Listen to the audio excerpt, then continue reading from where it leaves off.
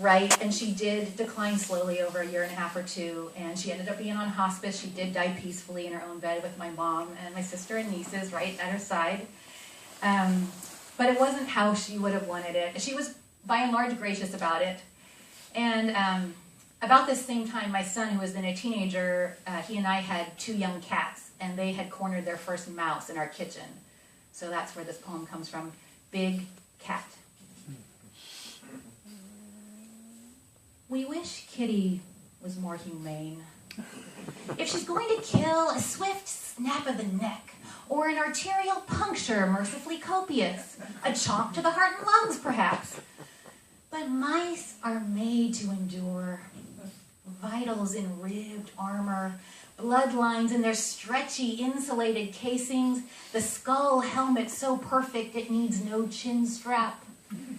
So it still lives after flinging against the door again. They scatter limps under the cupboard, and when you take out the drawer, hoping the cats will just get it over with, the squeaking, instead of ending, pierces all the more.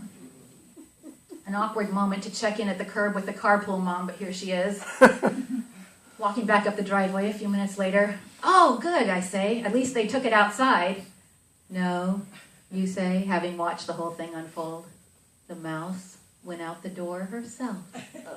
Her tormentors in soft pod parade. Guillotine, not their idea. The mouse rears up, her tiny mouth bearing wide its tiny teeth, front claws like a boxer's. She's not going down without a fight. Kitty pauses, waiting for the soft nape to turn. The safe snatch of juicy, warm fur toy screaming its life. We pray for Big Snake to come for us instead, with the lightning strike and the firm hug authorizing just one last breath out.